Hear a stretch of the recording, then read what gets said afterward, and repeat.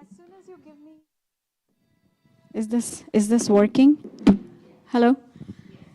Okay, as soon as you give me a go-ahead, at 3:30 we will start my little speech.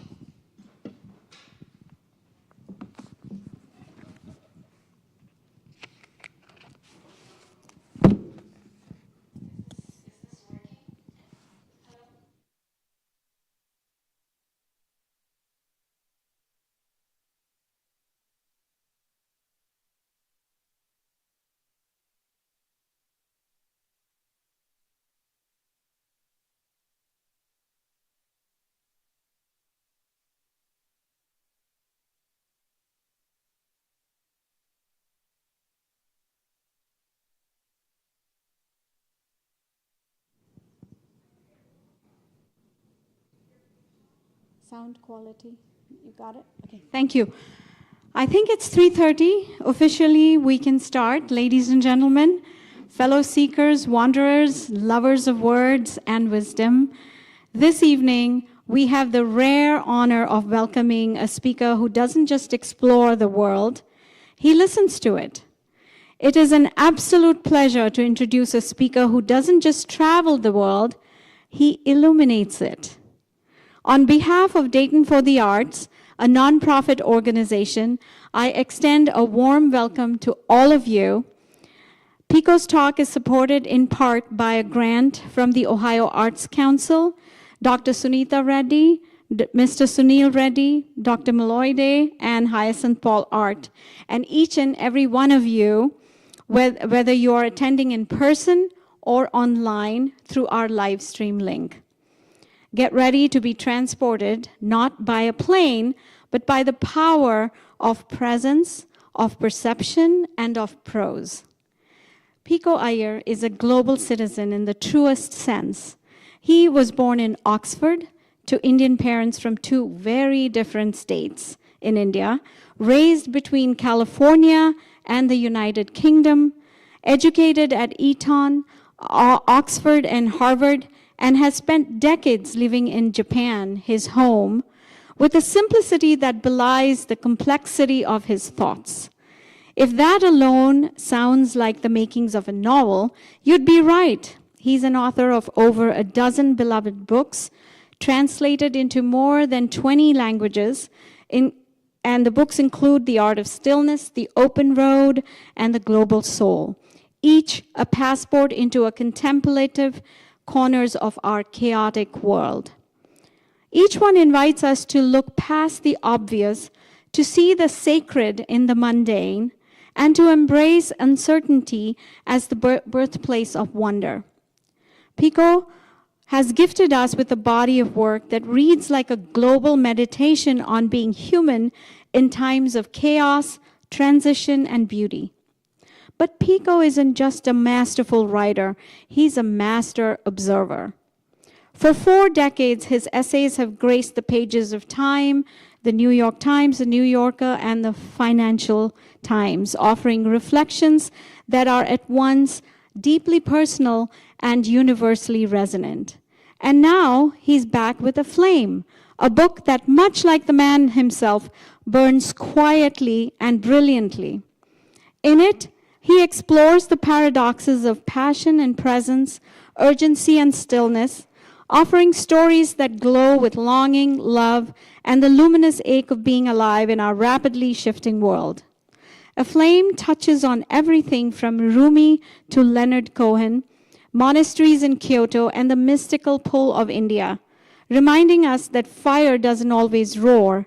Sometimes it whispers, dances, and glows quietly in the dark corners.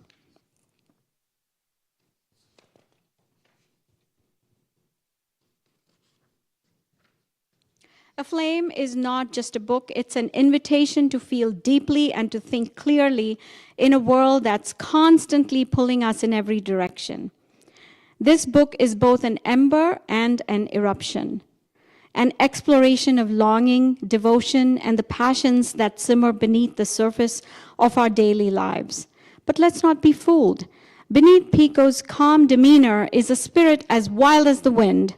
He's interviewed the Dalai Lama more times than we can count, walked through war zones and sacred valleys, and delivered not one, but 4 TED Talks with over 12 million views. And guess what? He just recorded his 5th TED Talk. Don't expect a travel guide, expect a soul guide. Pico takes us beyond borders, geographical, emotional, even spiritual, to ask the kinds of questions that stay with you long after the journey is over. Pico Iyer doesn't give us answers, he gives us better questions. The kind that stay with you long after the lights go down. So whether you're tuning in from Tokyo or Toledo, get ready to be transported, not just across countries, but into the core of what it means to be human. Please join me in giving your warmest, most heartiest welcome to the ever-curious, ever-wise, and always deeply human Dr. Pico Iyer. Thank you so much. Thank you so much. That's the most tremendously generous, eloquent and beautiful introduction I can ever remember hearing, and it gives me something to aspire to. I don't think I'm worthy of most of those words, but maybe one day I will come a little closer to them. I'm just so really honored and delighted to be here. I think, honestly, this is the first time in my life, and my life is pretty long now, that somebody, an individual, has gone out of her way to invite me just to visit and talk to people. You know, sometimes universities or big organizations invite me, but I remember Dr. Paul contacted me maybe a year and a half ago and asked if I might ever come here. And I thought, well, I'd love to do so, but I'm represented by some very formidable and exacting speaking agents, and I thought nobody will be able to survive their cross-questioning. But here I am all these months later, and I'm really so delighted that you would want to host me and then describe my work better than I could ever do. So thank you so much. At this point, I should probably begin with an embarrassing confession, which is that my formidable speaking agent, when they presented the program to me, said, in conversation with Pico Iyer, so I thought I was just going to be answering questions, and I haven't prepared a talk, but I thought maybe what I'll do, now that I see that I'll be addressing you directly, is perhaps I can talk 15, 20 minutes, and then I really would like to engage all of you in conversation, and I'd love to answer questions about anything. And as Dr. Paul was saying, maybe I don't always have the answers, but I love the questions. And whether it's about His Holiness the Dalai Lama, or my life in Japan, or travels to Iran or North Korea, or anything under the sun, I would be happy to address. But in the meantime, I was thinking, actually this morning, how one hot summer day, many years ago, I was sitting in my family home in the hills of California, and I saw a distant knife of orange cutting through a faraway hillside. So, of course, I went downstairs to call the fire department. And when I came upstairs again, it was to find that our whole house was surrounded by 70-foot flames, 5 stories high. It was the worst fire in Californian history at that time, and it had broken out just up the road from us. And I was caught in the middle of it for 3 hours. I grabbed my mother's cat, and I ran out of the house and jumped into a car, and we drove down our little driveway. And when we came to the narrow mountain road, we saw that we couldn't go up and we couldn't go down. The smoke was so intense that we could hear helicopters above, but they couldn't see us and we couldn't see them. And the fire was so furious that no fire truck could get up to us. And the only thing that saved us was a Good Samaritan who had been driving along the freeway, and he'd seen a fire break out in the hills. And because he had a water truck, he drove up to be of help. And by chance, he ended up stranded right next to our driveway. And so when we drove down to the road, there he was, in his shorts, shirtless, with a hose. And every time a wall of flames approached from the east, he would poke his hose towards it and it would recede, and then it would approach from the west and he'd turn around and poke his hose in the other direction, and really, by saving his life, he saved our own. And at one point, for 45 minutes, we were right under our home. And so I could see the flames just systematically making their way through our living room and then descending to my bedroom and wiping out every childhood memory and keepsake and toy, and then moving on to my study and wiping out my next 3 years of books, all of which were in handwritten notes. And in some ways, wiping out a lot of my boyhood dreams of becoming a writer. And when finally a fire truck could get up to us and tell us that it was safe to escape, I went straight to an all-night supermarket and I bought a toothbrush, and that was literally the only thing I had in the world. And then I went to a friend's house to sleep on the floor. And of course I was on that floor for many, many months to come, as very slowly my mother and I began to reconstruct our lives. And at one point, another friend who was a local school teacher came and he saw me there. He said, "Oh, come on, Pico, you can do better than this." And he told me how every spring he would take his students up to a quiet retreat house 4 hours to the north in California. And he said that even the most phone-addicted, fidgety, restless 15-year-old Californian boy only had to spend 3 days in silence, and something cooled down and calmed down in him to the point where he said many of his students never wanted to return to their normal lives. And so, of course, I thought, well, anything that works for a 15-year-old boy is probably ideal for me. And if nothing else, if I went to this place, I'd have a bed to sleep in, and a wide desk, and a private walled garden overlooking the ocean, all the food I could eat, for just $30 a night. So what was there to lose? And I got into my car, and I drove north. And some of you probably know that Highway 1 in California, north of a town called San Luis Obispo, gets narrower and emptier till you're just in this vast elemental landscape with golden meadows running down from the hills on one side and a huge flat blue plate of the Pacific Ocean on the other. And then I came to an even narrower road that was barely paved, that snaked for 2 miles up to the top of the mountain where this retreat house stood. And I got out of my car, and the silence was just pulsing. It wasn't really only an absence of noise. It was a presence of something, maybe just everything that I usually sleepwalk through and past. And I went down to my small and comfortable room, and just at that moment, a rabbit alighted on the splintered fence in the garden. And I looked at that rabbit as if it were a kind of miracle. And a little later, bells began tolling behind me, and I really felt as if they were tolling inside of me. There was no division between inside and outside. And after night fell, I took a walk along the road under this great overturned salt shaker of stars, and I could see the taillights of cars disappearing around the headlands 12 miles to the south. And honestly, I can tell you I've never felt calmer and clearer and happier. And so I started going back to the place more and more often and staying there for longer and longer. And I went to stay for 2 weeks, and then I went to stay for 3 weeks. And then when the 15 guest rooms were full, I actually went to stay with the monks, because lo and behold, this was actually a Catholic monastery. And I'm Hindu, I'm not at all a Christian, but these Catholic monks are so open-minded and tolerant. They open their hearts and their doors to everybody of any religion or none at all. And they feel that whoever you are, you will find what most sustains you, just in silence, freed from the cell phone and the television and the internet.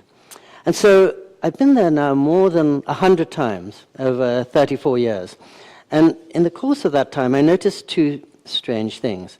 The first is that the house that burnt down, but that we rebuilt in the same place, sits at exactly the same elevation as the monastery. So my mother's house is 1,200 feet above the Pacific Ocean. It enjoys this glorious, unobstructed view over the sea. And anyone looking at it would say it's the last word in tranquility and remoteness. But as you can imagine, if ever I'm tempted to look at a rabbit in the garden, I hear the phone ringing behind me. And if ever I wanted just to look out on the sea, I would think, no way, there are 100 emails I could be answering. And if ever I wanted to take a walk under the stars, I'd recall, the Academy Awards were on TV, I can't afford to miss that. And so I talk myself out of my calm and then wonder why I'm so frazzled. And it just reminded me of the importance of actually consciously going to somewhere where you can be free of distraction, because in the modern world, you all know, it's almost impossible to flee it. The other thing I noticed was that every time I go, to this day, there are 100 reasons not to go. I always really feel guilty about leaving my aged mother at home, and worried because my bosses and colleagues can't get hold of me for 72 hours, and I'm upset I'm missing a friend's birthday party. But as soon as I step into that silence, I realize it's only by going there that I'll have anything fresh and joyful and creative to share with my mother or my colleagues or my friends, because really otherwise they're just getting my exhaustion or my distractedness, my call of catch you later. And of course, they hardly notice I've been away for 72 hours. They can function quite happily without me for 3 days. And so, just as Dr. Paul was saying, I did earlier this year bring out a book about these 34 years of silence that I've spent. And I think one reason I brought it out now, after so many decades, is I think you all know that the world has never been in such a state of distraction as it is right now. I think even before the pandemic, the average person in this country was spending 8.5 hours every day before a screen, which means the real world has more capacity than ever to unsettle us. And some of you may know that research has found that every time we receive a phone call, it takes 25 minutes fully to recover our concentration. And the average person in a room such as this receives a phone call every 11 minutes. So we're never caught up. We're always in a frenzy, in such a hurry we can't even see what a hurry we're in. And all of you, whatever you were doing today, would take in more information just today than Shakespeare did in his entire lifetime. Now, does that mean we're wiser than Shakespeare? I don't think so. I think it might almost mean the opposite. And I know in my case, I suppose my prejudice is that humans were never designed to live at a pace determined by machines. And the only way we could do that is by becoming machines ourselves. And not even my friends in Silicon Valley wish for that. As Dr. Paul was saying, I spent the last 6 days at the annual TED conference in Vancouver, and it was nearly all software people from Silicon Valley, and most of the conversation was about the excitements of AI. And for all those excitements, I think most of us sense that there's something in the human experience and emotion that no machine can easily replicate. And I think many of us have this sensation as we're racing from the bank to the supermarket to the grocery, that something is missing in our lives, that this can't be the whole of the story. There must be more to it. There must be a deeper self or a wider reality.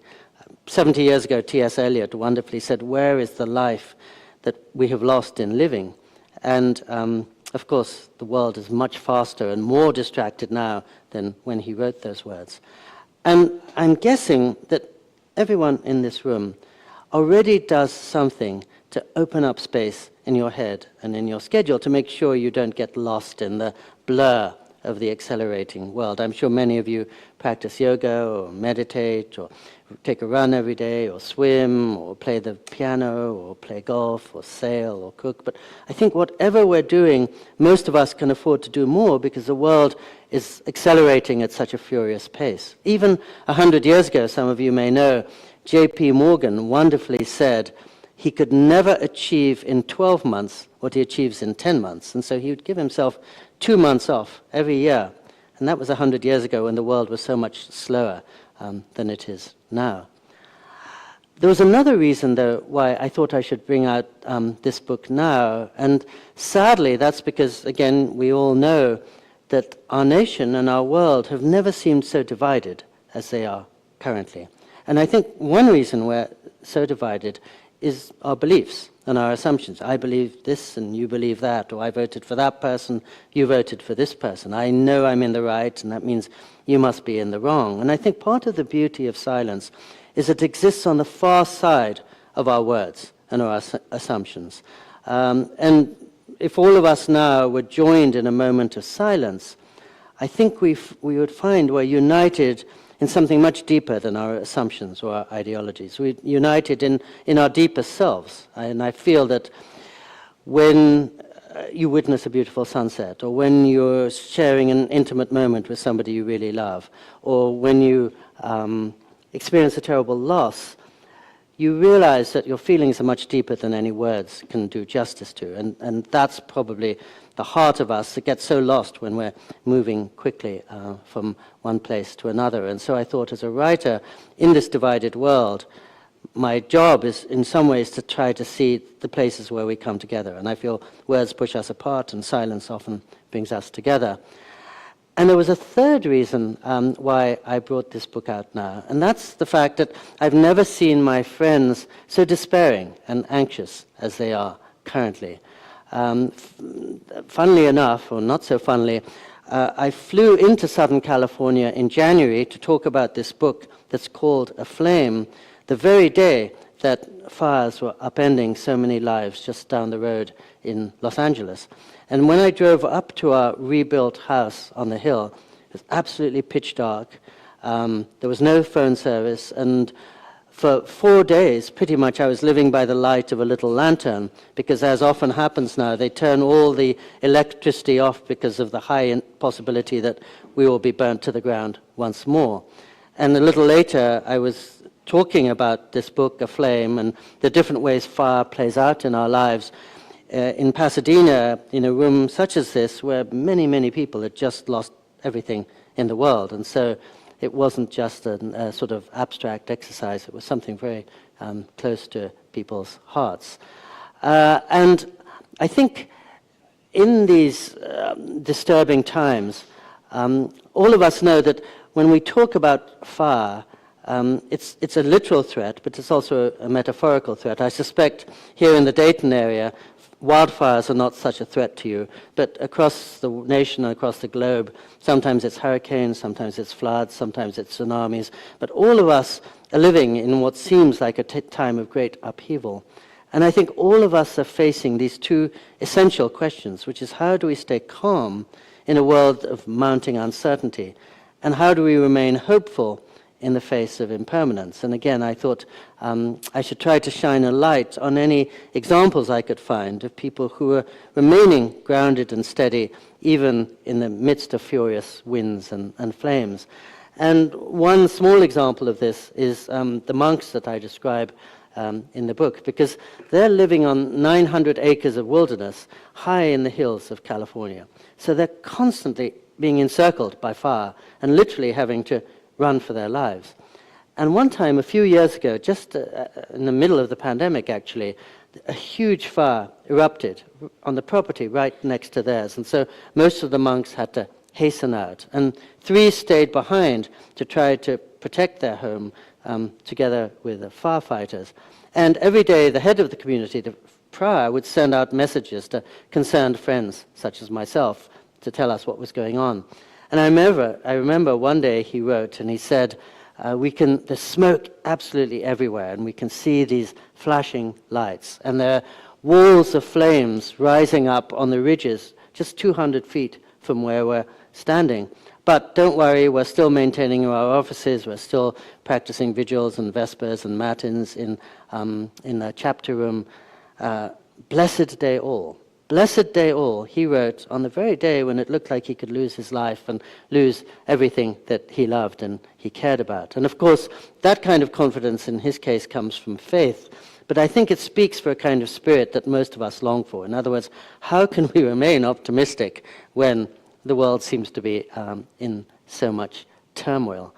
So I think more fun than my just trying to improvise things to say to you would be for us to engage, indeed, in conversation, since that's the title of this afternoon. And as I say, I'd love to hear questions. I mean, I happen just to have spoken about this recent book about fires, and about, I remember Carl Gustav Jung said, the difference between a good life and a bad life is how we walk through the fire. So this is a book about yes, as I say, maintaining a sense of confidence in a world that seems almost broken. But as Dr. Paul was saying, I've spent 51 years constantly traveling and talking with the Dalai Lama, and I've spent 51 years traveling the world to almost every corner from Antarctica to Bhutan and North Korea. And I've also spent 37 years now living in Japan, trying to survive as a writer in quite a book-unfriendly world. So I'd be delighted to answer any question or to hear any comment, if any comes to you. Oh, good. So, what do you think the role of an artist or a writer is during the times of crisis, be it war, climate change, or cultural polarization? Oh, perfect, especially for Dayton Center for the Arts. That's the ideal question. I think literally to see the larger picture. I mean, I know you're an artist, so you're constructing that literally. But if my friends ask me, why do you go on retreat for 3 days every season, I say, in order to remember what I love, to recall what really matters, and to be sure that I'm staying close to those things and not getting lost in the midst of trifling things. Because I find that so much is coming in on us now that there are 1,000 things on our desk and 1,000 things on our mind, and it's hard to sift what's trivial from what's really essential. And when I go there, instantly the essential rises to the top. So I think the artist's job is to keep us focused on what really matters and something long-term beyond the frenzy of the moment. And again, Dr. Paul was saying in her generous introduction, I've spent 43 years now working for all the mainstream media. My job has been to write for the New York Times and the Wall Street Journal and the Financial Times and the Time magazine and everyone else. And as a result of that, I made it my practice never to spend more than 5 minutes every day on the news, but ideally 2 minutes or less than that. Not because the media is distorting or has any hidden agendas, but just because I think it always concentrates on the exceptional, which is usually the tragic or the harrowing, and very little on the acts of everyday kindness and sources for hope that most of us find. I was just walking around Dayton today. I had so many lovely encounters. None of them was going to feature in the newspaper, alas, because they're so everyday and because we enjoy them so often. And this really came home to me during the pandemic, because I realized every day when I woke up, if I turned on the news, I would read maybe that 1,000 people had just died of COVID in Iran, or the mortuaries in Bolivia were overflowing. And it was really tragic. But I felt that there was nothing I could do to help those people, and it left me feeling hopeless and powerless. But if I looked out of the window on a radiant spring morning, I'd be flooded with a sense of hope and possibility, and a reminder of how I could be a better friend or a better neighbor or a better son or a better husband. And so I thought every day when I wake up, I can either concentrate on what cuts me up, which is the news, or what opens me up, which is the larger world. So I think the artist's job is to move in the opposite direction from the news and give us what isn't going to be out of date next week and what is global and timeless in some sense and never going to be out of date. And it's interesting, somebody was asking me recently, because I've been I brought out maybe 5 books in the last 5 years, and she asked me, well, how are you not getting distracted by all the turbulence in the world? And I did say to her, I think the artist's job is to remain focused on her art, whether it's painting beautiful abstracts as you do with vibrant, invigorating colors, or writing as I do, and not being distracted by the moment, so that you can see the larger patterns and all the things that don't change. I mean, to say something maybe provocative, because I'm in my 60s now, I think in the course of my lifetime, the world has moved forwards to an incredible degree. And so many things that we take for granted now, I never would have believed possible when I was in college in the late 1970s. In terms of course, technology has made so much easier. Medical science has allowed us to live so much healthier for so much longer than even was the case when I was born. I think the rights for women and people from every background and of every disposition have really expanded hugely in ways that I never would have imagined then. I never thought there would be a half Kenyan gentleman in the White House. I never thought there'd be somebody who looks like me as Prime Minister of England. And we're so caught up in the bad things that happened 2 days ago or 5 minutes ago that we don't see that the larger arc is probably moving in many ways in a positive direction. And whenever my friends in the United States ask me if I'm not really worried about the state of affairs, I am worried, and I think this isn't a good time for the US, but when I go to India, or when I go to China, or even when I'm back in Japan, and so many of the places I go to, people's lives have improved unimaginably in the course of our lifetime. I was just telling Dr. Paul and her husband how where I live in Japan, there's a huge flood of tourists coming in. And so many of the tourists are from India or from China. So 30 years ago, the people from China couldn't leave China. 30 years ago, most of the people that I see from India coming to Japan couldn't have afforded a trip to Japan. They're coming from Mexico and Thailand and Brazil and all kinds of places where people, when I arrived in Japan, didn't have the chance to imagine going to see Japan, and now the world is open to so many more people. And so maybe the artist's obligation also is to shine a light on the places of possibility and hope, which don't feature so much in the New York Times, perhaps, or on CNN. But I think the artist is probably more needed than ever in this accelerating world. So, for example, when I wrote my last book and a couple before that, I worked really hard to make them read very, very slowly, to bring them back, to bring the reader back to a human pace.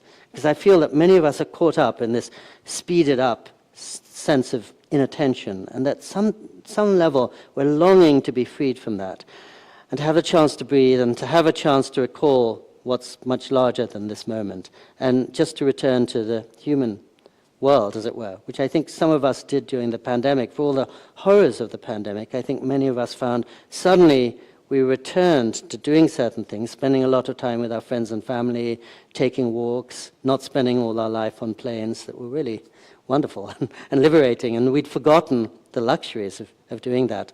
My wife and I were staying with my mother through most of the pandemic, and of course the health clubs were closed and we couldn't travel very much, but we needed to take exercise. So every morning we'd just take a walk along the road behind my mother's house. And usually the sun would just be coming up over the mountains and flooding the slopes with golden light. And there were other places that were deep in fog, and we would turn around and we'd see the Pacific Ocean shining in the distance. The air so clear we could almost count the ridges and the hills of the islands far away. And I would think, gosh, this is as beautiful as anything I'd go across the world to see in Cape Town or Rio de Janeiro or Capri. Here it is in my backyard. And my parents had lived in that house or on that property for 50 years, and I'd never walked to the end of the road, which is just 20 minutes away, till lockdown forced it. And as soon as I did, I realized, what treasure was literally right behind the house. And I noticed many of my friends had the same experience of suddenly, during enforced retreat of lockdown, recognizing all the jewels that were right around them that otherwise were running past in many ways. So that's taking me a little bit away from your question, but I think those are some of the reasons why the artist's job is to address the balance and to tell us all the things that we're not hearing so much in the culture around us, perhaps by giving a slower or more spacious or more long-term vision. So what is one question you're still asking yourself? Something you haven't fully answered yet, or maybe never will? Oh, yeah, it's still too many of those questions. I think that. So I think most of my work has been about how do you balance hope and realism? How do you see the world as it really is, and yet not lose faith in it? So that's an ongoing project. But I think that's one reason why I've written a lot about the Dalai Lama, because, as all of you know, he's been ruler of his people for 86 years now, since the age of 4. And almost all his life has been spent in the White House or the European Parliament or negotiating with the Chinese government. So he's a master realist. He's very much in the real world, not interested in romantic or wishy-washy solutions. He has to find a practical solution to his people's problems. And yet, as you know, he never loses hope and never gives up a sense an awareness that whatever we're going through now, it's going to change soon and may often change for the better. I sometimes think of all the people I've ever met, nobody I know has actually suffered more than the Dalai Lama, because he has seen 13 of his 15 siblings die. He hasn't been able to visit his home country or see his people for 56 years.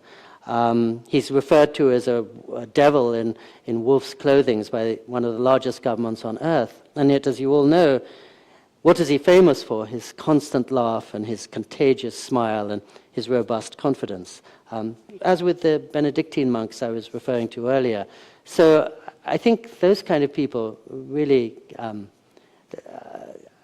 the answer to the question that is my lifelong question, that I can't necessarily answer, but I see people who are deeply involved in the world and who are radiantly optimistic, and I think, oh, that's wonderful. I'm going to ask you a couple more questions before I invite the audience. Excellent, thank you. Your voice is gentle, but your observations are often radical in their implications. Do you see gentleness as a form of quiet resistance? A form of quiet medicine. Resistance, like you're resisting something. You know, generally people yes. will resist by speaking out loudly, but here you are, you're gentle in what you write about and everything. And I feel that sometimes that is a form of resisting, maybe. What do you think? My goodness, you've read my work and thought about it so searchingly and profoundly. Thank you. I mean, it hadn't struck me till this moment, but it might be a form of resistance against loudness and against aggression. And at a time when public discourse is very, very violent, perhaps a quiet voice would be heard better than a shout. And that's the way, as it were, to cut through the noise. You know, if you see two people up on the stage and they're punching one another, it's probably the quiet person who intercedes who may actually be the place of hope, because the punching is unlikely ever to end. So although I'd never thought of it as that, I suppose if one is quiet, that certainly is a radical move these days, to use your word, and it goes against the direction of the culture as a whole. And I find those are the voices that I am most excited to listen to. I mean, that's maybe one reason I spend a lot of time with monks. They say very little, but their beings say a lot. And when they say a few words, you can feel the silence that lies underneath those words. So it's as if 5 words have come up from a deep well and speak much more than 5,000 words would. And I suppose I'm lucky to live in Japan, and you know, because you were there last April, it's probably the quietest mass culture that any of us is ever likely to see. And that might be a form of resistance to the sort of fury of the world at large. I mean, it's a culture based on conflict avoidance, or based on harmony, essentially. So at a time when the world is divided, Japan is a place that's extremely united. And probably that's both a cause and the effect of relative quiet there. But thank you. It's a very generous thing for you to say. All right. And the other question is, you've said that writing is how you make sense of the world. Has the act of writing ever surprised you, revealing something you didn't know you felt until the words appeared on the page? Every time. I think that's the beauty and almost the point of writing, to constantly surprise yourself. And you can only really, I think, surprise the reader if you surprise yourself. And so the excitement of writing is things come out of you that you never knew you had inside you, regularly. And I would never know they were there inside me if I didn't have the luxury of sitting down and putting words on the page. So for me, I have a very unvarying schedule. I wake up very early in the morning, as you know already, and I have my breakfast, and then I go and just spend 5 hours at the desk. And I write everything by hand, and there's no computer in my room when I'm writing, and I've never used a cell phone, so there are very few distractions. And so I have 300 minutes there. And to me, it's like stepping into a cabin in the woods. And the world is always loud and full of excitement. But I step into the cabin, and just as you were saying, it's a way of making sense of everything that's happened to me and preparing myself for going back into the world and just taking a deep breath. And And I've never meditated, but if my wife were here, she'd roll her eyes and say, all this guy ever does is meditate. He just spends his whole life sitting in one place. And that's a way of trying to hear something beyond your thoughts. And just as you were saying, to access something that's deeper than your conscious mind, and therefore a constant sense of surprise. So it's hard for me to imagine that I would understand anything if I didn't have the luxury of spending, now for 40 years more or less, all that time, at least 5 hours a day, just sitting in one place and reflecting on what is happening and what has happened. I think that's why it's a great adventure, because many people know that I've been lucky enough to travel the globe a lot. So they always ask, what's my favorite place? And at this point in life, certainly my desk, because that's where the biggest surprises do come quite reliably, I think. So just as a follow-up, you lost, he doesn't use a computer to write. He generally uses a pen and paper to write. And you lost everything that you had written in the fire. Yes. So how did you recover from that? How? Well, thank you for that question, because sadly, so many people are facing that question these days. I think I was fortunate because I was 33 then. My mother was 59. And at 59, it's very hard to think about starting your life anew. At 33, much less difficult. And I was also lucky in some ways that I went through that drama in person. And so at the end of that evening, I was so glad I hadn't lost my life. I didn't mind having lost all my notes and everything else. I'd in some ways come out ahead. And I think it was much harder for my mother that evening just to receive a phone call from me saying, by the way, you've lost everything. All your 59 years of photos and memories and your girlhood and your courtship and your marriage and your young motherhood, it's all gone forever. And she was in Florida visiting a nephew at the time. She said, there must be something, please go. And I said, I'm so sorry, I was right in the midst of it, nothing there for you. And I think she must have felt so powerless. So I both had the emotional catharsis of being caught for 3 hours and grateful to escape, and also to see this was inarguable, non-negotiable. There's not a chance of... When I saw the fire all around our house, my passport was about where that speaker is, and I didn't feel I had time even to pick that up, one of my most important papers. Just had to run for it. So that's not exactly an answer to your question, but one interesting thing, I said earlier on how as soon as I was free to drive down into the town, I bought a toothbrush and I went to a friend's floor to sleep. But before I went to sleep that night, I actually asked if I could use my friend's computer, because in those long ago days, my job was to be an essayist for Time magazine. So I used to write the column on the back page of Time magazine, and I just had this front seat view of a big major news event, the worst fire in Californian history, as it was. So I went to the computer and I quickly wrote an article for my editors, and I described the hot day, and I was sitting in my eye doctor's office, and I was scratchy and restless, partly because it was so hot and he was running late, and then being caught in the middle of the fire, and then finally being able to drive down through what looked like footage I'd seen from the Vietnam War as a boy of houses just exploding on every side and cars that were just husks and skeletons on the side of the road.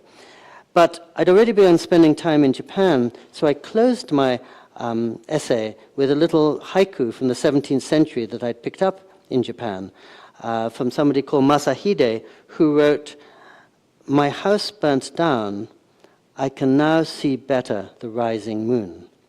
So literally, the very evening I lost everything, including those books. 3 hours later, I still was realizing it wasn't all a loss, and that maybe it would remind me of the important things. It would unclutter my life so that I could much more easily see the rising moon, the essential stuff, and not get distracted by other things. And so in retrospect, it's a perfect example, actually, of your last question. Nothing conscious in me told me to write that poem, and I think I was surprised that suddenly it came out of me. But something wiser than I am inside me, the night of the fire, said, you can't see this in terms of a simple loss or gain, and that this may be a liberation as well as a loss. And it was, because in the wake of the fire, the insurance company came and offered to replace most of our possessions. And of course I realized I didn't need 90% of the books and clothes and furniture I'd accumulated. I'd always wanted to live very lightly, and I'd accumulated much too much stuff, and now I had the chance to start again and be much less encumbered. And in terms of the writing, I was still possessed by certain topics. In those days, I was spending a lot of time in Cuba. So I had 800 pages of notes for a non-fiction book about Cuba. So that was all gone. But I thought I'm still filled with memories and experiences and feelings about it. So I decided to try fiction. And I couldn't write a very good fiction, but I would always have been too shy or scared to try to write a novel before. But necessity brought it about. And actually, when I called my editor the day after the fire, and I said, I'm so sorry, all those books I promised you, I won't be able to do because I've lost all my notes. And he was a very kind man, so he commiserated, but he was also a very wise man. So he said, actually losing those notes may be the best possible thing, because it'll force you to write from memory and from emotion and from imagination. And those are much deeper than your notes. All of you know, whatever you do for a living, you're sort of one kind of person if you're writing like this with an outline and working from your notes, and you're another if you close your eye and write from something other. And he realized that being freed of notes might actually liberate me to write in a much more soulful way than previously. And then the third aspect of that was I'd already spent time in Japan, as I say, and I felt this great affinity with it. And losing my physical house in California made me really think, now I can go to my secret home, my spirit's home, or my heart's home, which is in Japan, so I more or less moved full-time over there. So in so many ways, it was hard, it was a shock to the system, but by no means a catastrophe for me. I think if my mother were here, she would say it was almost entirely a sorrowful thing. I'll open the floor now for questions. Yeah, oh, good. Go ahead, Raj. I see one already. Many times you refer to a world that's broken. Would you consider that as a personal opinion? That Rowland views the world that is changing and evolving? How do you feel the world is broken? Thank you. You're absolutely right. I don't think it's broken, and I did say that it was. And I sort of contradicted myself because I was pointing out in so many countries things are getting much, much better for people. So you're absolutely right. I misspoke, and I don't think it's broken. I do think it's advancing in many ways. I think many people's confidence is broken, probably, and our sense of peace and equanimity is broken, but you're absolutely right. And transition is a better way of seeing it. And I think, for me, probably the accurate way would be to say certain things are in turmoil, but so much is moving forwards. And so, yeah, it would be simplistic for me to say it's broken. Thank you. That's a perfect observation. Dr. Kalvakota, go ahead.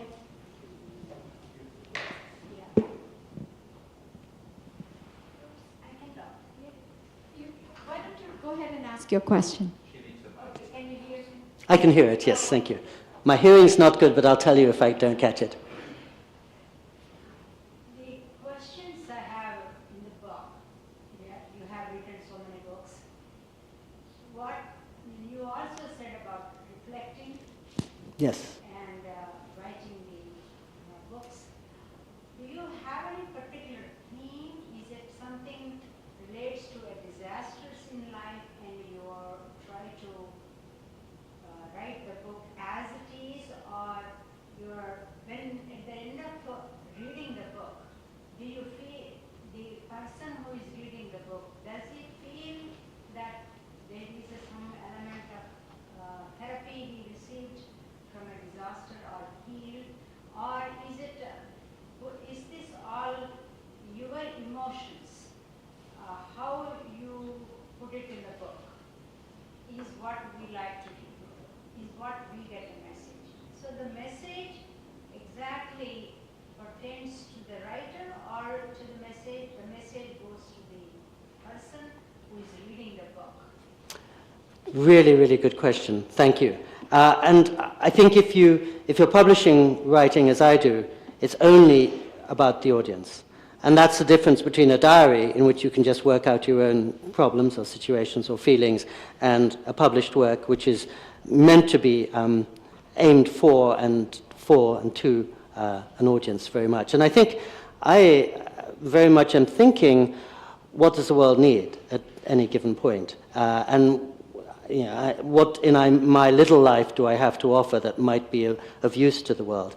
And so it's interesting, in this most recent book, I did think of it as a kind of medicine, not that I'm a doctor, but sometimes, just 2 weeks ago, I was visiting my doctor in California, who's from Hyderabad, and he said, oh, if you have a cough or cold, try Mucinex, which I'd never heard of before. So I got some Mucinex, and it worked really well. So now if my friends are coughing, I say, oh, please try this. It worked incredibly well for me. It may not for you, but this is my latest medicine I found helpful. And so in the same way, I wrote this book about silence, because I felt a lot of my friends were in some state of turbulence, and I thought, oh, well, this has worked quite well for me, and this is the best response to the fast-moving world that I've come upon, and so you might find it too. And so, as I said, when I was writing the book, by writing it in a way that was meant to be very, very slow, my hope was I'd be rescuing the reader from the rush of the world and bringing her back to her calmer and perhaps her deeper self, and one that gets lost for most of us as we're speeding through our daily obligations. And really, probably the only purpose of publishing writing is to offer something that may be of use to the reader. Sometimes it's just a story, chance for an escape or a diversion. Sometimes it's sharing something, in this case, that I had found helpful.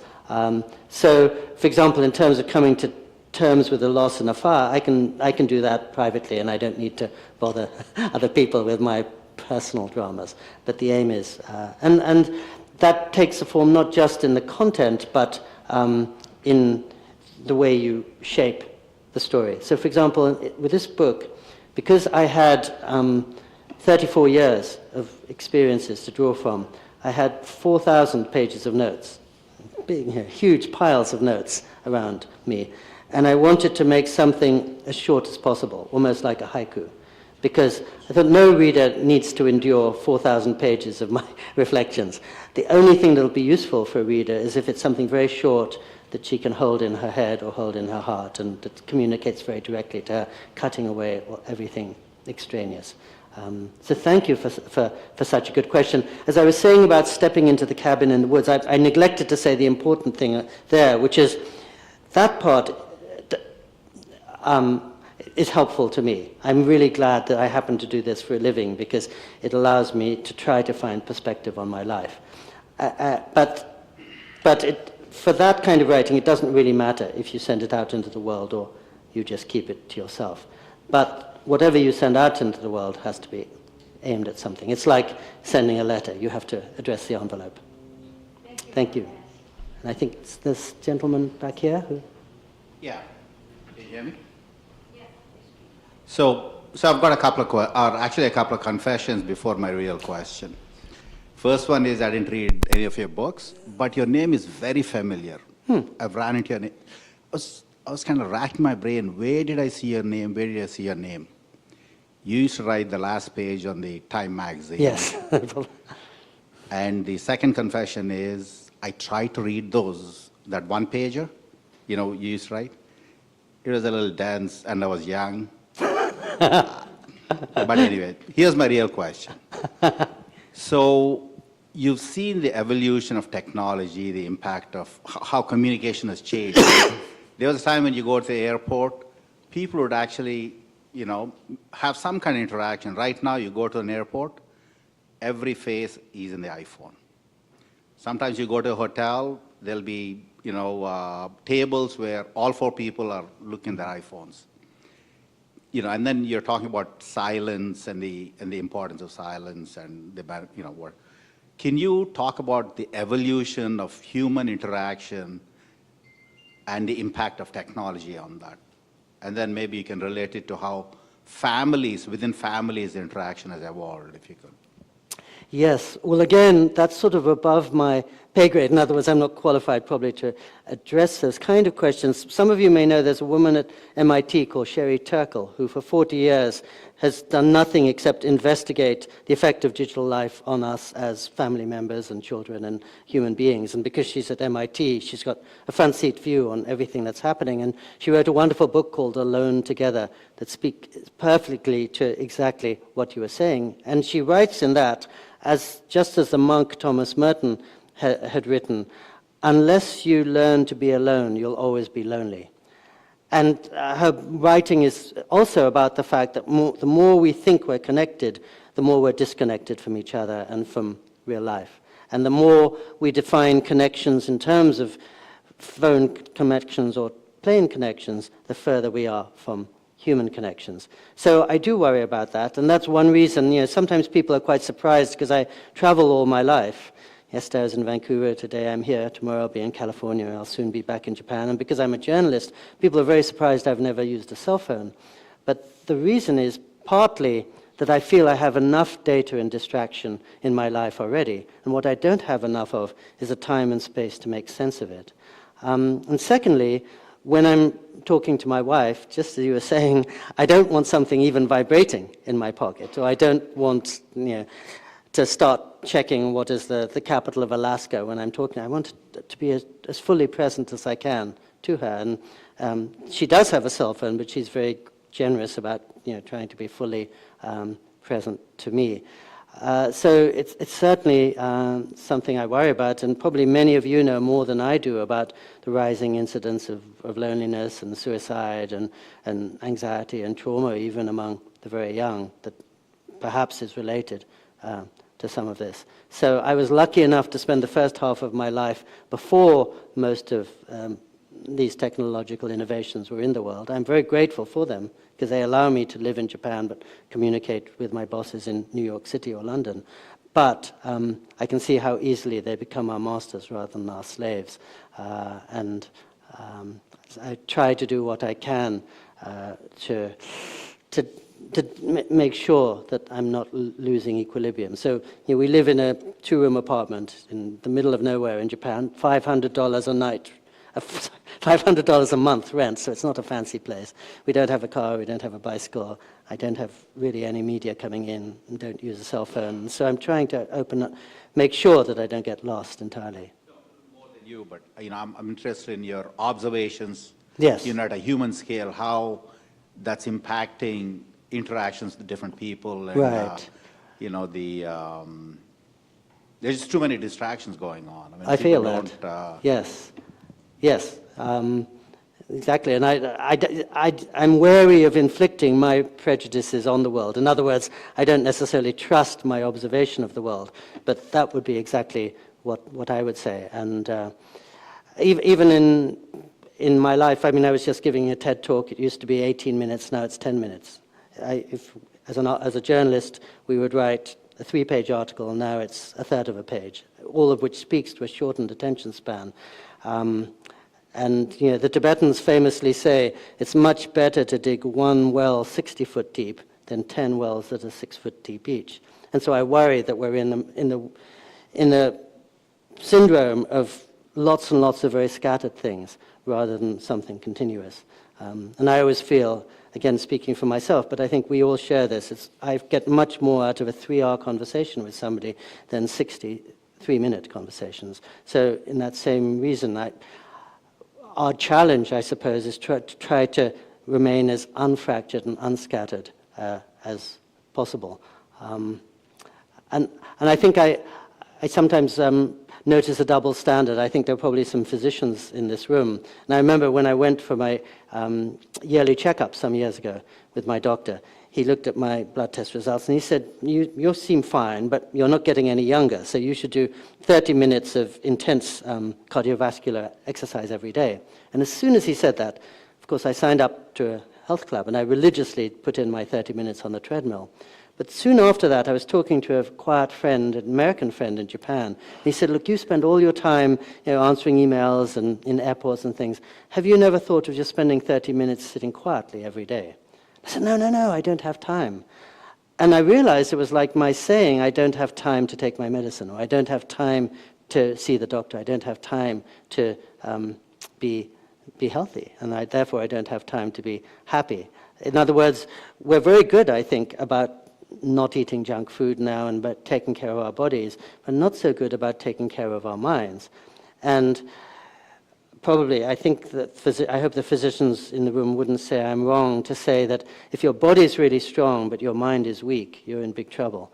But if your body is weak and your mind is strong, you're probably a little bit better off. In other words, the mind is the most essential thing, and yet we seem to disregard that in favor of the more surface things. So to me, it's a little as if the state of the world is, we're having problems with our car, so let's repaint it, rather than let's open the hood and actually work on the engine. I think I saw a couple more. My views are not correct, and it's an honor to talk to you, sir. I'm a achiever. And you since live in Japan, and I was just about 3 weeks back, me and my wife and my family, we were there. And I was very impressed and intrigued by the people and the culture, and the whole thing, you know, what goes on in Japan, and I would love to go back again. And I have a comment and a question, so please just bear with me. So the thing is that, you know, what I noticed two things which kind of impressed me. We were traveling from Tokyo to Kyoto, and it was a bullet train. And I wanted to talk some comment I wanted to my wife or my kids something, and they said, why am I supposed to be quiet? So then my son came and he said, Dad, it's a quiet train. I said, the whole train is quiet? He said, yep. You know, nobody talks in the train. Oh, okay. And there are like a lot of people, we have reserved seats and all those kind of things. A lot of people. I was very impressed. One thing which I have noticed, you know, our Indian culture and the Japanese culture matches in certain aspects. Not every, certain aspects it matches. Sometimes I wonder, you know, why can't we be quiet people? You know, like in a crowded train, if I'm there, or crowded place, like in a platform, nobody's talking to anybody. Very quiet. Even if they have to say something, they are whispering in the ears. You know, that kind of thing. Second thing which I noticed, which impressed me and I was very intrigued again, we were in the downtown staying, you know, so a lot of young couples I saw roaming around, and, you know, they are there. So I could not stop myself. One time I stopped a young couple and I said, where are you from? So that guy said, in a kind of this strange accent, I think he said he was from Germany. I said, what brought you here to Tokyo? And he could not give me a good answer. So since you have lived for 50 years, you mentioned, in Japan, and you are impressed, I'm sure, with the culture, what attracts young people to Japan? Either they go for their honeymoon or whatever, or they want to stay there. And why all the Japanese people have developed this habit of being quiet? They don't talk too much. They're quiet people. I was very much interested, but I never gathered any guts, you know, to ask a Japanese person. I said maybe he might feel offended or whatever. So since you have been there and I'm very intrigued and impressed by your writings, and although I have not read much about your writing, but listening to you and talking to other people, I'm very impressed. And I will go back and try to dig some books and articles on you and see, you know, TED Talks and those things, and try to find out. So if you could share some thoughts that what is the reason for the Japanese people, you know, what attracts younger people, and what, how can they handle this quiet thing? I'm a talker, I love to talk. So I'll start with the second part. So because I'm a writer, and my bosses, as I said, are mostly in New York or London, I can do my work anywhere. And the reason I chose Japan was precisely that, because I felt of all the places I'd been, the most quiet, the most contemplative, the most inward-looking. And this may relate to the previous question too, because I think they have the great gift of attention there. And I'm sure you noticed that when you talk to a Japanese person, she's not eager in telling you her theories or her curriculum vitae, everything. She's totally listening to what you need, and her only concern is making you feel as comfortable as possible. It's a very egoless place. And we talk about paying attention. Attention is the greatest resource we have, and I think the Japanese are aware of that. And you may have also noticed, so I know exactly the experience you're describing. So I was telling a couple of people earlier this week, if you want to 300-seat Japan Airlines flight from New York to Tokyo, it'll be silent the entire time. And in fact, in my local train in Japan, there are now announcements in 4 languages, Japanese, of course, but also English, Korean, and Chinese, saying you're not allowed to talk on your cell phone, please show good manners, and please be as quiet as you can. I mean, it's a terrible crime almost in Japan to talk on a cell phone in a public place, and people wouldn't do that. Japan also, I was mentioning before, it's a society based on conflict avoidance. And I think that's another reason why the Japanese like to say as little as possible. And as you may have seen, they're very good at reading body language, and they're very good at reading the air, as is said. So they'll come into a room and intuit the dynamics of the room, partly not by saying anything. And because I've been married to a Japanese woman whom I've known for 37 years, soon after I got there, I realized that the perfect Japanese date is the two of you go and see a movie, and you both enjoy it greatly, and then you go home and you don't say a word about it. Because if you do you'll start quarreling. But you've each enjoyed it, you pool your enjoyment, and everybody's happy. And one curious thing about Japan, and I think it's unique, is that if a foreigner speaks very good Japanese, the Japanese don't like it. They feel trespassed upon and unsettled, and what's going on here? He's going over the lines that separate us from foreigners. Whereas if you speak about 2 words of Japanese, they'll be delighted. Oh, and they'll say, oh, if you say arigato, you speak such good Japanese, and you're doing exactly what they want you to do, which is saying almost nothing. But I think that sense of quiet is the greatest luxury. I talked recently to a Japanese friend who spent 40 years traveling the world. And I said, what do you think is the signature quality of your culture? When he said, it's a silent land. Now, when it comes, and so that's the reason that I was drawn there. In part, I also think it's the kindest place I've met for some of the same reasons, because people are not so obviously caught up in their concerns, but thinking about everybody else's concerns. Certain instinctive selflessness there. And it also, of course, everything works very well and people are very gracious. So I think when I first moved there in the 1980s, that was what drew a lot of foreigners there. And many people were interested in tea ceremony or learning about Zen practice or flower arrangement or those kind of classical arts. When it comes to young people today, I think most of the interest is food, to be honest. There's actually a program on Japanese television where they station themselves in the airport and they ask all the people coming in, the foreigners, why did you come to Japan? And the overwhelming answer is ramen. Used to be sushi, but it's nearly always some kind of food. Also the fact that, as you experienced, the yen is so weak now, it's extremely cheap. So the younger backpackers who used to go to India or Thailand now come to Japan because it's the same price, but you're getting very high quality. And also, for me, part of the attraction, and maybe for the young Germans, is it's the most foreign place on earth. Even for me, after 37 years, it seems like another planet. It's not like anywhere else, as illustrated by your story. And it's kind of unfathomable in certain ways. Even if you've been there a long time, you still can't presume to claim to know what's going on. And that's intriguing and exciting. And so it feels like a kind of parallel reality almost to the one. In ways, China and South Korea are on the same wavelength as the rest of the world, but Japan is not. And so maybe that's one reason for the young. And as you probably experienced, Japan is having a real problem with this deluge of tourism. I just read for millennials on Generation Z, the number of foreign visitors has gone up 13-fold in 6 years. So it's the people that you were seeing, as you say, everywhere. And we always hear about over-tourism in Paris or Venice or Barcelona, but it's much worse in Japan because, as you were saying, the whole of Japan is based on being silent, orderly, and obedient. And most of us visitors are quite raucous, disobedient, and disorderly. So it's disproportionately disruptive, I think. But because the rest of the Japanese economy is suffering and tourism is doing quite well, Japanese people are in two minds about it. They're not so comfortable seeing all us raucous foreigners, but their economy needs it. Thank you for your perfect observation. I think, yes, honestly, so many of the people, my friends who visit now, they say, I want to live here too. I mean, and especially insofar as the world is a little more turbulent now and noisy than it has been, it's a great relief to step into a place of calm, and I'm doubly grateful to be there these days.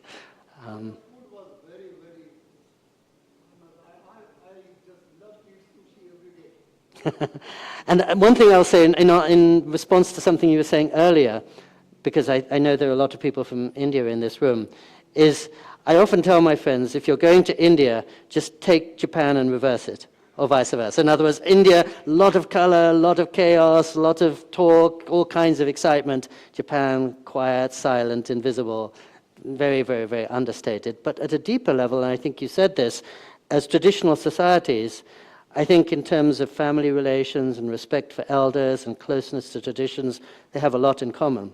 And I noticed when I married a Japanese wife, my mother wasn't as disconcerted as I thought she might be, because she knew that her daughter-in-law would treat her with a certain degree of respect the way an Indian daughter-in-law would, and she was at peace in that way, because I think that they have a lot in common, just as old places that have been through a lot. And I think correspondingly strong, not defeated by circumstance much. Was there a hand up in that area before? One of my friends, Dr. Singh over there. Oh, good. Dr. Iyer, it's a pleasure to have you here today. A lot of people find you very inspirational, your writings, your thoughts. I'm curious, who are the 3 or 4 people that you find inspirational or interesting in this world? Oh, thank you so much. Well, thank you for both your comment and your question. Yeah, I mentioned the Dalai Lama. Yes, and I was, other than that? Yes. In my new book, I write quite a bit about the singer-songwriter and poet Leonard Cohen, and I don't know if any of you are fans of his. But one of the things that was so moving when I first met him was that he'd already been a celebrity for 35 years, quite renowned, and he could be doing anything in the world with anyone in the world, anywhere in the world, and he'd chosen at the age of 61 to become a Zen monk and to completely give up the person known as Leonard Cohen, and actually to give up his words, to speak to what we were saying before. He's the most spellbinding wizard of words I'd ever met, and he almost took a vow of silence. So I was very impressed that he would be so ready to erase so many of the things that made him unusual, it seemed. I remember one of the most inspiring speakers I ever heard was Archbishop Tutu. I once saw him together with the Dalai Lama. They were both receiving honorary degrees. And the Dalai Lama, in his grave, measured way, kind of took us deep inside ourselves. And then Bishop Tutu, with his amazing command of English, kind of took us up into the heavens. And then I think young people. I don't know much about Greta Thunberg, but when people ask me what gives me hope for the future, I would say the young people. Just once in the last 43 years, I spent 3 months in a classroom teaching. In 2019. And the students I met were much brighter than I and my friends had been at the same age. But they were also much more globally conscious, had a much stronger sense of responsibility, much stronger sense of care for the environment. And I think they naturally thought of the problems of South Africa and Cambodia as much theirs as the problems of Newark, New Jersey, for example. And that was inconceivable when I was growing up. We were all stuck in our little categories. And so that's another way in which I think the world is moving forwards, and I have hope for those who are much younger than I am. But I'm going to be answering your question late into the night tonight, because there are lots of other people. I mean, there are writers, of course, who have inspired me, and I probably think of many more before the day is through. It's very interesting to see that you have not mentioned any of the current world leaders. It is. It's very interesting, and I think quite typical. And one reason I probably brought out a book about Catholic monks is I think most of us are noticing it's very hard to find world leaders who really give us a sense of hope. And I think many people are asking your question, looking around, where do we have a sense of clarity and direction and moral proportion? And it's a shame that there aren't more currently like that. Have you ever had a chance to meet this immense personality, Sadhguru?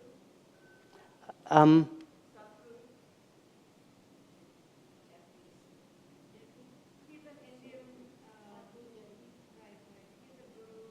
No, I haven't. No, sorry. I've met very few people of that kind, unfortunately. Yeah, sorry. But I think that's a perfect description of some of the uncertainty in the modern world. Exactly, that our world, we don't have any world leaders we all can point to with unqualified respect. Oh, good, there's another question. Where in Japan do you live? I live in Nara. My heart is in, which is maybe you know, 20 miles out of Kyoto. My heart is in Kyoto, which is where my wife is from, and that's where I first, when I left New York City, I lived in Kyoto. But somehow we've ended up just down the road, which is good, because it means Kyoto, my magic city, is still special. It's not the place where I do my dry cleaning or where I go to the grocery store. It's still exciting every time I go there, which is probably once a week or once every 10 days. And Nara, for those of you who don't know, was the capital before Kyoto. So it was the capital in the 8th century, and it's been the ex-capital for 1,200 years. So it's very, very sleepy. It hasn't woken up since the 8th century. And if you go to the central part of Nara, it's a big city. It's probably about the same population as Cincinnati. But the very center of town is the largest municipal park in the whole of Japan. And it's filled with the largest wooden building in the world, a huge Buddha temple, the second most sacred Shinto shrine, the second tallest pagoda in the land, beautiful pavilions on lakes, sutra houses, groves of wild plum trees, and most famously 1,200 wild deer who rule the place because they're regarded as messengers from the heavens, so they're literally holy. And they've been there for 1,300 years. And anyone who's been to Nara will have experienced that the deer are the mayors and the city councillors. And literally, if you go to the city hall building, which is a 5-story glass and concrete structure, you'll see deer seated on the front steps. If you check into the most elegant hotel, the Nara Hotel, you won't see doorman, you'll see doe at the entrance. It's just rather a nice thing to be living in a big city run by deer. So anyone who's on the way to Japan, if you go to Kyoto, do spend a day in Nara. Thank you so much. Do you have a question? Okay, go ahead. In your travels, looks like you traveled all over the world. Then observed as a writer, you're observing the society. In this world of turbulent times, people are polarized based on their wealth, religion, political affinity. All these things are going on all over the world. I see that most of the countries polarized. In your observation, is there a balance in somewhere in this world where there's a good balance of spiritual inner peace among the society? I'm sure you can find here and there some examples where this city or this town or this society is okay, but as a country as a whole, have you seen in your travels across where as a society is an idealistic balance? Well, my prejudice clearly is Japan. And I chose Japan because I felt it was the closest to that balance. I moved there when I was 29, and by 29 I traveled all around South and Central America and Asia, so I'd seen quite a few other places. And Japan was the place that most spoke to me, and also seemed to be able to balance the very modern and the very old. I sometimes think of Japan as an old man in a Planet Hollywood t-shirt. In other words, he's very cool, he's global, he's up to the minute, but he's still old and he's still Japanese. And at heart, I think it's an ancient society, probably as India is for all the superficial changes. And an ancient society knows how to stay balanced between things in the world. I know a lot of people would choose somewhere like Bhutan, which seems to be guided by certain responsible and respectful principles. When friends ask me which is the most interesting place I've been, I would always choose Iran, which is the richest, most sophisticated, most surprising place I've been. And the place by which I'd been fascinated for many years was Cuba, because it's the most complicated in many ways, but also a very invigorating place with remarkable people whose resilience has kept the island afloat in the face of great economic difficulties for 60 years. But for the particular balance you described, I think some people would make a case for India, but my vote has gone to Japan so far. Thank you again. Thank you all for coming and attending. I think we have kept Pico for more than 20 minutes past his time. But I loved all the questions, and I thank you all. And I think you have some books that you would like an autograph on, and Thank you again, Pico. Oh, This was thank you. very, It's very such a nice. privilege to be in Dayton, and thank you all for being here.